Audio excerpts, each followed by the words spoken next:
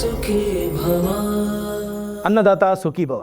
ಇವತ್ತಿನ ನಮ್ಮ ಅತಿಥಿಗಳು MVR ಕೃಷ್ಣ. ಇವರು ಕಂಚಿ ಕಾಮಾಕ್ಷಿ ಕಲ್ಕತ್ತಾ ಕಾಳಿ ಕ್ರಿಯೇಷನ್ಸ್ನ ಪ್ರೊಪ್ರೈಟರ್ ಹಾಗೂ ಪ್ರೊಡ್ಯೂಸರ್. ಇವರು ಈ ಮುಂಚೆ ವೇದ ಮತ್ತು ಲವ್ ಮಾಕ್ಟೇಲ್ 2ನ ಕನ್ನಡದಿಂದ ಆಂಧ್ರಾಗೆ ತೆಲುಗು ವರ್ಷನ್ನ ತೊಗೊಂಡು ಹೋಗಿದ್ದರು. ಈಗ ಇವರು ನಮ್ಮ ಡೈನಮಿಕ್ ಪ್ರಿನ್ಸ್ ಪ್ರಜ್ವಲ್ ದೇವರಾಜ್ ನಟನೆ ಮಾಡಿರುವಂಥ ರಾಕ್ಷಸ ಸಿನಿಮಾನ ಆಂಧ್ರ ಮತ್ತು ತೆಲಂಗಾಣಗೆ ತೆಲುಗು ವರ್ಷನ್ ತೊಗೊಂಡು ಹೋಗಿದ್ದಾರೆ. ಮತ್ತು ಇವರು ಅದರ ತಮಿಳು ಹಾಗೂ ಮಲಯಾಳಂ ವರ್ಷನ್ ಕೂಡ ಇವರೇ ರಿಲೀಸ್ ಮಾಡ್ತಾರೆ ಇನ್ನು ಮುಂದಿನ ದಿನಗಳಲ್ಲಿ. ಈಗ ಕೆಲವು ತಮಿಳ್ನಾಡಲ್ಲಿ ಕೆಲವು ಪಾರ್ಟ್ಸಲ್ಲಿ ತೆಲುಗು ವರ್ಷನ್ನು ರಿಲೀಸ್ ಮಾಡೋದ್ರಲ್ಲಿದ್ದಾರೆ. ಇವ್ರನ್ನ ಕೇಳೋಣ ಬನ್ನಿ, ರಾಕ್ಷಸ ಸಿನಿಮಾ ಯಾಕೆ ಇಷ್ಟು ಅವ್ರಿಗೆ ಆ ಕಂಟೆಂಟ್ ಇಷ್ಟ ಆಯಿತು ಅಂತ. ಸರ್, ರಾಕ್ಷಸ ಅನ್ನೋ ಒಂದು ಚಿತ್ರ, ಈ ಚಿತ್ರನ ನೀವು ಕನ್ನಡದ ಡೈನಮಿಕ್ ಪ್ರಿನ್ಸ್ ಪ್ರಜ್ವಲ್ ದೇವರಾಜ್ ಅವರು ನಟಿಸಿರುವಂಥ ಚಿತ್ರ. ಓಕೆ, ಈ ಚಿತ್ರನ ನೀವು ತೆಲುಗುಗೆ ತೊಗೊಂಡು ಹೋಗಬೇಕು ಅಂತ ಹೇಗೆ ಡಿಸೈಡ್ ಮಾಡಿದ್ರಿ ಸರ್? నమస్కారం. నేను MVR కృష్ణ, తెలుగు సినీ ఫిలిం ప్రొడ్యూసర్. నా 9 నెలల నుంచి నా ట్రావెల్ స్టార్ట్ అయింది. అప్పుడు రాక్షస నాకు తెలియదు. తమిళ్ చూశాను, మలయాళం చూశాను, ఐ థింక్ 12 ఫిలిమ్స్ చూశాను. ఏ కంటెంటు నచ్చల, ట్రావెల్ చేస్తూనే ఉన్నాం. అల్టిమేట్గా నేను ఈ రాక్షస సినిమా యూట్యూబ్ ద్వారా చూసి డైరెక్టర్ని ప్రొడ్యూసర్ని కాంటాక్ట్ చేసి కంటెంట్ని నమ్ముకుని నేను ఆ cinema Telugu, Tamil, Malayalam 3 language rights తీసుకున్నాను. ఫస్ట్ రేపు మార్చి 7న కన్నడ, తెలుగు రిలీజ్ అవుతుంది. ముఖ్యంగా ఈ సినిమాలో కంటెంట్ బేసు తర్వాత తెలుగు ప్రేక్షకులు ఒక హీరో నుంచి ఏది ఆశిస్తారో అది ప్రజ్వల్ దేవరాజ్ గారిలో నేను చూశాను. అది నమ్ముకున్నాను. ఆ తర్వాత కంటెంటు, అజనీష్ లోక్నాథ్ గారి మ్యూజిక్ అద్భుతంగా ఉంది. ఆయనకు అంతకుముందు చేసిన కాంతారా కానీ, విరూపాక్ష, దెన్ మ్యాక్స్, మంగళవారం, ఆ సినిమాల్లో కన్నా దీనికి ఎక్స్ట్రాడినరీ మ్యూజిక్ ఇచ్చారు. నేను సినిమా చూశాను, చూసిన తర్వాతే నేను తీసుకోవడం జరిగింది. ఆయన ಮ್ಯೂಸಿಕ್ ಅದ್ಭುತಂగా ఉంది. ಅಂದರೆ ನಿಮಗೆ ಯೂಟ್ಯೂಬ್ ಅನ್ನೋ ಮಾಧ್ಯಮ ಎಷ್ಟು ಚೆನ್ನಾಗಿ ವರ್ಕ್ ಆಗ್ತಾಯಿದೆ ನೋಡಿ. ಯೂಟ್ಯೂಬಲ್ಲಿ ಅದರ ಟ್ರೈಲರ್ನ ನೋಡಿ, ಟೀಸರ್ನ ನೋಡಿ ಅವರು ಕಂಟೆಂಟ್ ನೋಡಬೇಕು ಅಂಥೇಳಿ ಹುಡುಕಾಟ ಮಾಡಿ ಡೈರೆಕ್ಟರ್ ನಂಬರ್ನ ಪಡ್ಕೊಂಡು ಇಲ್ಲಿ ತನಕ ಬಂದು ಆ ಸಿನಿಮಾನ ತೆಲುಗು ರೈಟ್ಸ್ನ ತೊಗೊಂಡು ಆ ಸಿನಿಮಾನ ತೆಲುಗಲ್ಲಿ ರಿಲೀಸ್ ಮಾಡ್ತಾಯಿದ್ದಾರೆ ಸೈಮಲ್ಟೇನಿಯಸ್ಲಿ. ಇಲ್ಲಿ ಕನ್ನಡದಲ್ಲಿ ರಿಲೀಸ್ ಆಗೋ ಟೈಮಲ್ಲೇ ಆಂಧ್ರ ಮತ್ತು ತೆಲಂಗಾಣದಲ್ಲಿ ತೆಲುಗಲ್ಲಿ ರಿಲೀಸ್ ಆಗುತ್ತೆ.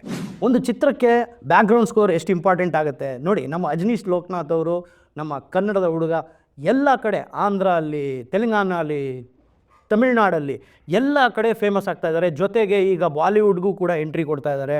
ಸೊ ನಮ್ಮ ಕನ್ನಡದ ಹೆಸರನ್ನು ಎಷ್ಟು ಎತ್ತರಕ್ಕೆ ಬೆಳೆಸ್ತಾ ಇದ್ದಾರೆ ನಮ್ಮ ಅಜನೀಶ್ ಲೋಕನಾಥ್ ಅನ್ನೋರನ್ನ ನಮ್ಮ ಕೃಷ್ಣ ಸರ್ ಬಾಯಿಂದನೇ ಕೇಳಿದ್ರಿ. ಈಗ ಕೃಷ್ಣ ಸರು ಸಖತ್ ಕ್ರಿಯೇಟಿವ್ ಪರ್ಸನ್ ಮತ್ತು ಕಂಟೆಂಟ್ನ ಹುಡುಕೋ ಅಂಥ ಪರ್ಸನ್ ಅಂತ ಹೇಗೆ ಗೊತ್ತಾಯ್ತು ಗೊತ್ತಾ ನನಗೆ? ಇದಕ್ಕಿಂತ ಮುಂಚೆ ಹಲವಾರು ತಮಿಳ್ ಚಿತ್ರಗಳನ್ನ, ಹಲವಾರು ಮಲಯಾಳಂ ಚಿತ್ರಗಳನ್ನ ತೆಲುಗುಗೆ ತೊಗೊಂಡೋಗಿದ್ದಾರೆ. ಇದರಲ್ಲೊಂದು ವಿಶೇಷತೆ ಇದೆ.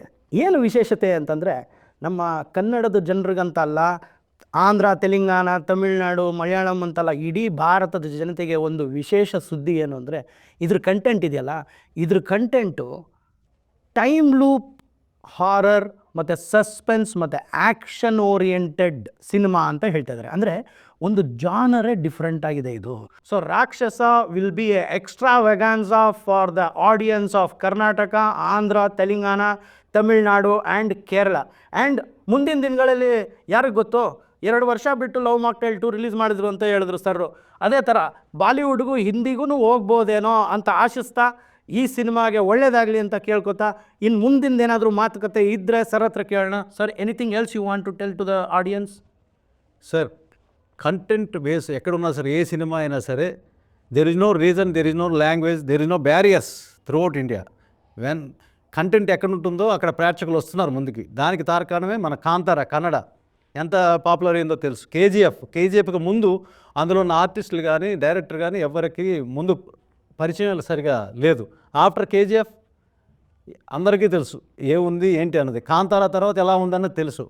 అలాగే ఈ రాక్షస్ కూడా డెఫినెట్గా 100% కంటెంట్ నమ్ముకుని నేను 3 లాంగ్వేజ్ చేస్తున్నాను. కంటెంటే నిలబెడుతుంది. ఇది తెలుగులో ప్రజ్వల్ రాజ్ గారికి ఒక బిగ్ ఇంట్రడక్షన్. ఈ రాక్షస చిత్రాన్ని తెలుగులో మేము ప్రొడ్యూస్ చేసిన ఈ చిత్రాన్ని దీప ఆర్ట్స్ వారు రిలీజ్ చేస్తున్నారు. అంతకుముందు వారు తెలుగులో అమరన్ లాంటి సూపర్ హిట్ చిత్రాలను రిలీజ్ చేశారు. అది కూడా మాకు ఒక అడ్వాంటేజ్ తెలుగులో. డెఫినెట్గా ఈ చిత్రాన్ని 120 థియేటర్లు మేము రిలీజ్కి ప్లాన్ చేసి 120 థియేటర్లు మేము రిలీజ్ చేస్తున్నాం.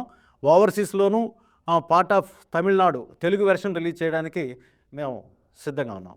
ಕೃಷ್ಣ ಸರ್ ಹೇಳಿದಾಗೆ ಈ ಸಿನಿಮಾನ ಆಂಧ್ರ ಮತ್ತು ತೆಲಂಗಾಣನಲ್ಲಿ ಇವರು ದೀಪ ಆರ್ಟ್ಸ್ ಥ್ರೂ ಡಿಸ್ಟ್ರಿಬ್ಯೂಷನ್ ಮಾಡ್ತಾ ಇದ್ದಾರೆ. ದೀಪ ಆರ್ಟ್ಸ್ ಅನ್ನೋದು ತುಂಬ ದೊಡ್ಡ ಸಂಸ್ಥೆ. ಇದಕ್ಕಿಂತ ಮುಂಚೆ ಅವರು ಅಮರನ್ ಅನ್ನೋ ಒಂದು ಸೂಪರ್ ಹಿಟ್ ಸಿನಿಮಾನ ಅಲ್ಲಿ ಡಿಸ್ಟ್ರಿಬ್ಯೂಟ್ ಮಾಡಿದ್ದಾರೆ, ತೆಲುಗು ವರ್ಷನ್ನ.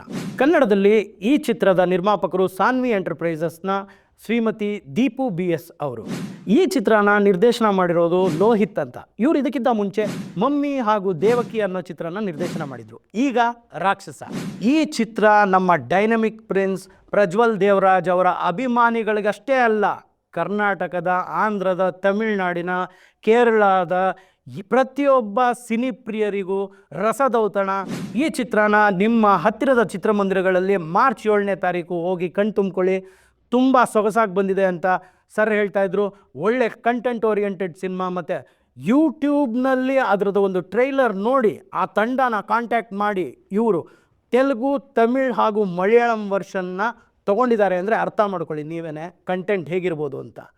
ಎಲ್ಲರೂ ತಮ್ಮ ಹತ್ತಿರದ ಚಿತ್ರಮಂದಿರಕ್ಕೆ ಹೋಗಿ ಈ ಚಿತ್ರನ ಮಾರ್ಚ್ 7ಕ್ಕೆ ತಪ್ಪದೇ ನೋಡಿ. Thank you.